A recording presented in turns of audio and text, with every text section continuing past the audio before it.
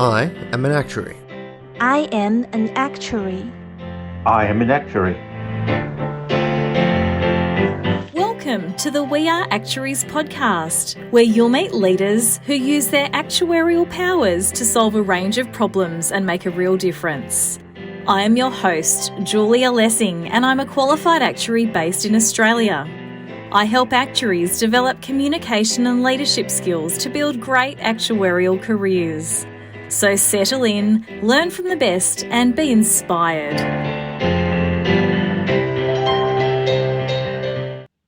Hi, I'm Martin Mulcair and I'm playing guest interviewer for a brief series of We Are Actuaries that relates to the topic of lifelong learning. I'm keen to explore, in conversation with several actuaries, how they apply the skills and talents that they have developed in non-business areas into the workplace that an actuary enjoys. This should be fun. Hi, I'm Martin Mulcair, and today I have the pleasure of chatting with Bianka Grange. Welcome. Hey Martin, great to be here. So we're really keen to hear about your non-business activity, but let's start by you outlining your day job. Yeah, no, thanks, Martin. As you mentioned, I'm Bianka Grange. I'm the executive manager for Vero SME at Suncorp. What that role is leading effectively our intermediated business packages, product and portfolio team. So I'm effectively responsible for the overarching product development, performance, underwriting, system connectivity, and governance of that Vero SME business package portfolio. Okay, so this is a very responsible role. So let's take us to your non-business activity, or at least the one we're going to focus on today. Yeah, so I guess in my spare time, or the time that I try and carve out for myself, I am an ethics teacher and coordinator with primary ethics at my children's primary school. So my kids are 8 and 6, so they're in year 2 and year 1. I take a 30-minute class each week for year 2 teaching ethics, and I also take a year 5 class after that teaching ethics. I'll alternate between my kids' classes every other year, so they get to see mum as teacher every alternating year. Let me just touch on that. This is voluntary, yeah? Yes, it is a volunteer activity, yeah. And how do your children respond to having mum as their teacher? It's a really interesting dynamic. I know that with some of the other volunteer teachers, as part of coordinating them, some are really open to teaching their children or their grandkids, and some are kind of like, oh, no, I don't think that this is going to work out really, really well. I didn't really think twice about it. I took my daughter's kindy class a couple of years ago, and there was definitely a bit of a change piece for her seeing mum as teacher. She wanted to always sit close, kind of felt a little bit strange when I was treating her the same as the other kids and not necessarily as her mum. But both kids kind of rolled with it really well. It worked out really well. And they both really enjoy having me as teacher. And I get to see a different side of them. Sure, great experience. Now, despite some perhaps skeptical views of actuaries, not obvious what dealing with kindergarten students might have in common with your business role. So perhaps you can take us through some of the skills, some of the lessons you've learned in the classroom that you apply at work. Yeah, no, absolutely. And I think I'll just add at the start of that, I didn't undertake the volunteering for primary ethics to gain, I guess, professional or business skills. It has just been, I guess, a happy coincidence as part of that process. And I think an eye-opening experience for me about the learnings that you can get from things outside of work that are applicable at work. So what I've kind of reflected on over the last couple of years of taking and teaching ethics, and the very first one that they teach you as part of this is this class, is that my role, even though I'm called a teacher, my role is really around facilitating the inquiry-based learning that the ethics classes aim to deliver. So particularly for the younger, like the K to 2s, I'm telling stories, I'm asking questions, and I'm really getting them to open up and give their own opinions and their perspectives and their responses. And one of the key parts around encouraging that inquiry-based learning is to practice neutrality as a facilitator. And this is a really, really interesting kind of concept, because the way that I interpret it is also in how you kind of respond to the kids and their answers to questions. So really ensuring that I'm creating an environment where any perspective is welcome, any question is welcome, any answer is welcome. There is no right and wrong. And part of practicing that neutrality is being really mindful of, one, my own responses, but also the language that I use in my responses.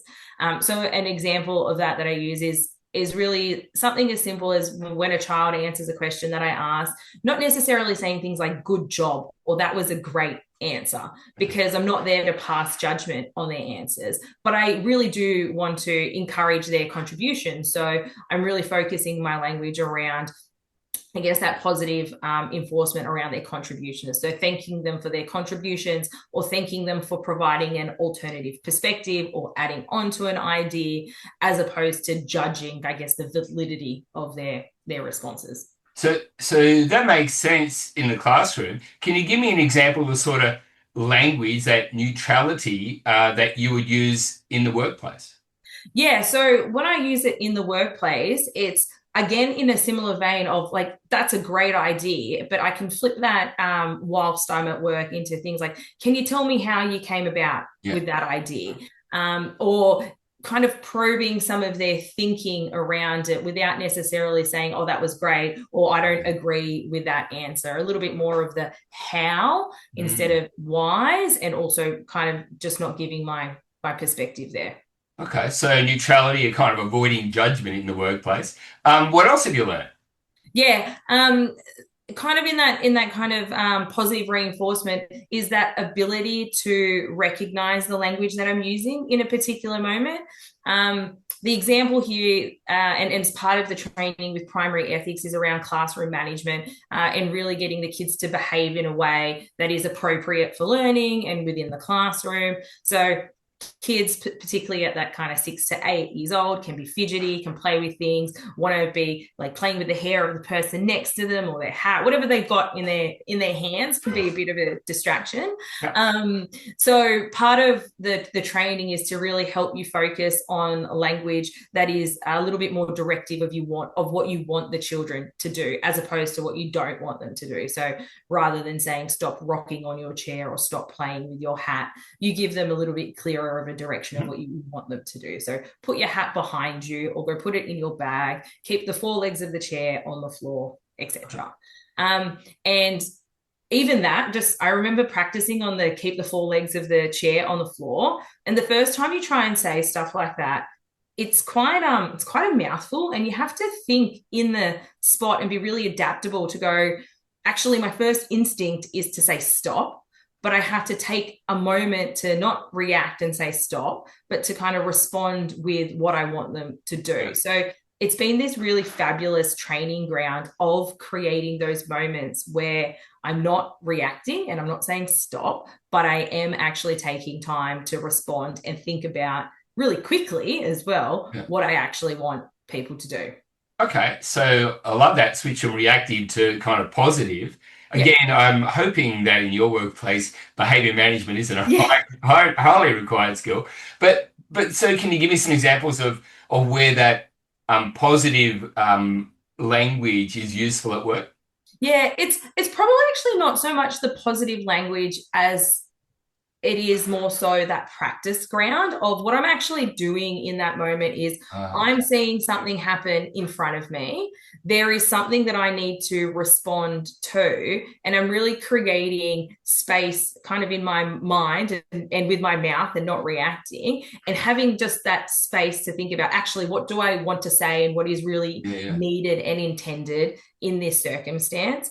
And I guess the way that relates to at work is when I'm listening to my team or my colleagues and they're explaining some of the work that they're doing, again, if we're in a setting where there's a lot of stakeholders, I'm taking a bit of a sense check of what's happening, how people are responding, and have given myself, I guess, that practice ground to really hear what they're saying and think about at the same time as also paying attention what I really want to get across in those meetings. So it's probably more that practice and that really safe space to practice that adaptability. That's probably more of the important thing. The positive reinforcement is more of that's the outcome that I want to achieve in the classroom, whereas those outcomes can be really different in the workplace. Okay, that's a really helpful clarification, really, about what's going on in your head.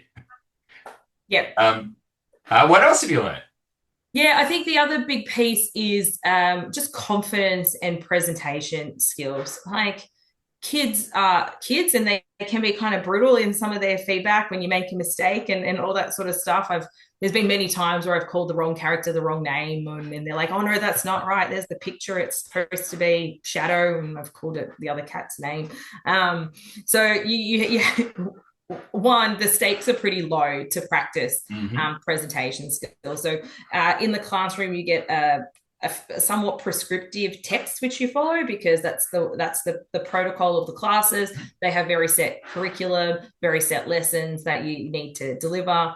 There is definitely opportunities to be asking questions and responding to kind of what the kids are saying, but generally it gives me a good place to have a bit of a script, have a little bit of a story that I need to say. I can do some preparation around getting an understanding of the story, what I need to say, but then actually delivering that to class, I get to practice the level of exaggeration and emotion that I bring to parts of stories. I get to practice either being more prepared or less prepared with the script that I've got. So how do I still keep the kids engaged while I'm actually kind of reading a story, but then also making sure I'm paying attention to the class and looking up. My head's not always down in the notes that I've got.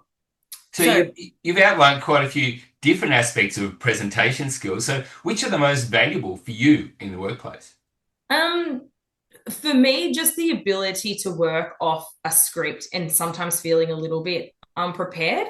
I have an example from last week. I had to deliver a speech. I was in a training course. There was a capstone. I needed to talk about myself, and I just hadn't given myself enough time to write it, let alone practice it quite a few times.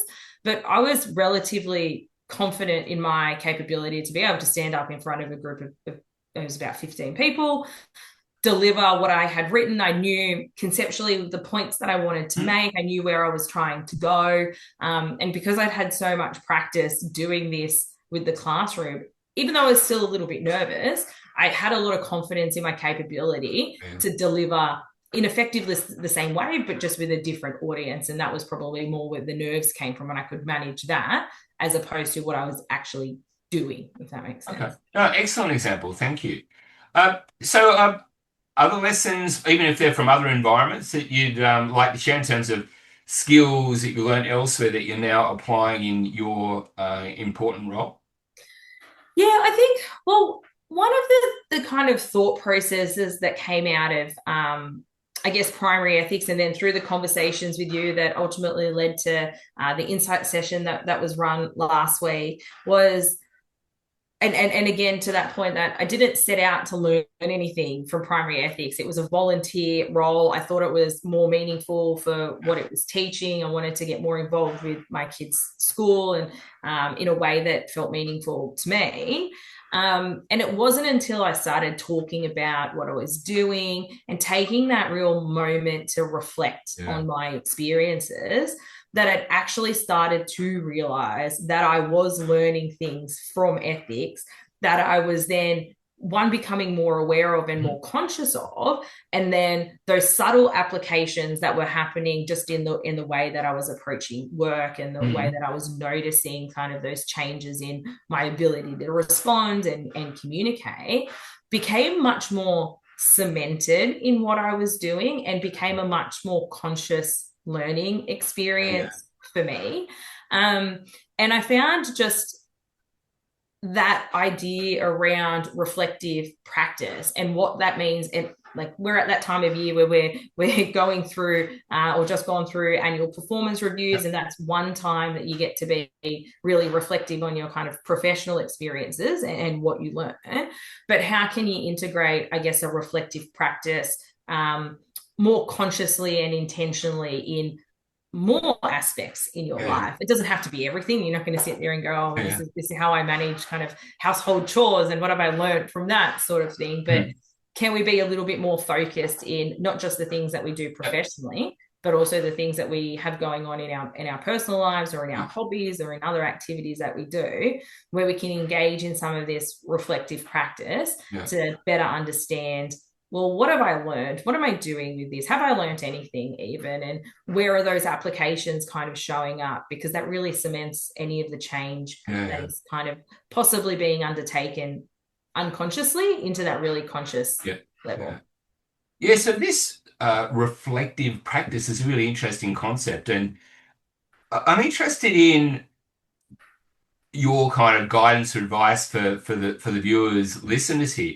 If they wanted to be able to use that more effectively or maybe more regularly, how do you kind of schedule it? Is it, how conscious is it, or how does it become more of a habit?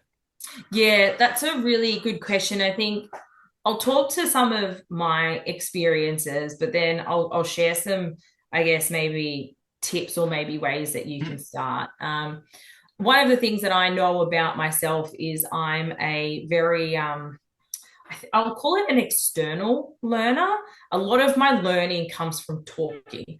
So that's the way that I best process things that I've learned, is really getting it out of my head, and usually through a conversation.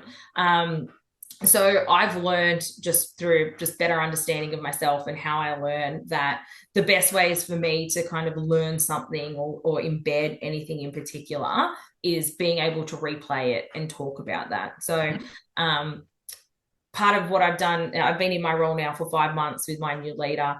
One of the first things that I did with her is explain that to her. So she understands that I need probably a little bit more time to talk through things. I'm not best at kind of doing written documentations or sending her updates that way. We'll get more ideas and more collaboration happening when I talk through my thought processes. So that's what I've kind of implemented at work. In some smaller instances, doing a reflective practice that's really small in somewhat of a frequent basis, which can be either weekly or fortnightly, is just at your end of the week, kind of doing what went well, what didn't go so well, and what needs improving. So maybe a bit of a stop, start, keep doing. And it's a little bit more, it just needs to be a little bit more than this is the thing that I need to stop. It just needs to tap into the why. What was the rationale for that decision to keep doing, to stop doing, to start doing something? Is just giving yourself that moment to consider, why might you need to do those things. Yeah, good practical tips about how that happens. I might go back to the experience with your new manager. It really struck me as, if I can say it, the term, very, very mature, that you've got the self-awareness to understand how you learn, but also if I say courage, but certainly the opportunity to share that with your manager quite early. So, some people perhaps may be apprehensive about having those sort of conversations with their manager. What would you say to them? Yeah, I can understand how it can be, how you might be a little bit reserved to do it. And I think it's all in just how you approach that. And I generally tend to do it with a little bit of a question and a bit of an explanation about what I kind of understand about myself. So it starts as a bit of a conversation of like, how did you want to have our one-on-ones? Was there any particular preference that you have around that? One of the things that I notice about myself is that I might need a little bit more time early on, as I like to talk through at least some of my experiences and what's happening. So would you mind if I scheduled in maybe a more frequent catch up than you might have with maybe some of my colleagues or your other team members, etc. Because I always think that provided that you are considerate of the impact on the other person around what your preferences might be, because that's ultimately the end of the day, they're my preferences, and I'm really asking someone to accommodate those preferences and understand that about me, provided you recognize that that's what you're doing. I think most people are pretty reasonable in responding to that. There may be some limitations that they have, but it gives them an opportunity to say, oh, look, weekly is probably not going to work for me, but let's do fortnightly for a little bit. It just opens the door up for a little bit of, I guess, problem solving around something that you've kind of put on the table as a preference, but also recognizing that it's going to have an impact on this other person. That's really helpful positioning. Bianca, it's been a treat. What's final words of wisdom, messaging, guidance for the viewers, listeners? I think for me, kind of the final words of advice is really be conscious of the type of experiences that and opportunities that you're giving yourself. And you don't need, like I said, you don't necessarily need to go out and do them with any particular purpose in mind. Like, they don't really have to have like a key, like, oh, it's going to get me to this skill, or it's going to get me into this level of, I don't know, capability, or exposed to something really specific. Like, all of these experiences that we have, for whatever reasons, that could purely just be for your own personal satisfaction that you're undertaking an activity. And those answers are absolutely fine to do those things. I would encourage everyone to do something that they think is either difficult or maybe not one of their strengths, and then just engage in that process of like reflection, whether or not it's talking to your friends about the experience that you had, just sharing that in an article. I know that we've talked a bit about, a lot of our member base really likes to hear about other people's experiences. And just that process of writing down and sharing your experience is a great reflective practice that you can do to benefit other people. So I'd really just say, give yourself an opportunity to try something new, even if it feels a little bit scary, even if it feels like something that you're not going to be very good at. You don't have to do it forever. You can just do it for a little bit of time. And then at the end of it, or at a reasonable amount of time, if you take a moment to reflect on it, you'll find that you've learned something, right? And I think Thanks, Bianca. That's great advice to wrap up. I've learned lots today, so thank you very much again for sharing your experiences. Thanks, Martin. Really enjoyed it. So there you have it, real life stories and practical tips from a leader using their actuarial superpowers to make a difference in the world. If you enjoyed this episode, feel free to get in touch, subscribe, leave us a review, and share it with your network. You'll find details from today's interview in the show notes below and on our website www.guardianactuarial.com.au. Until next time.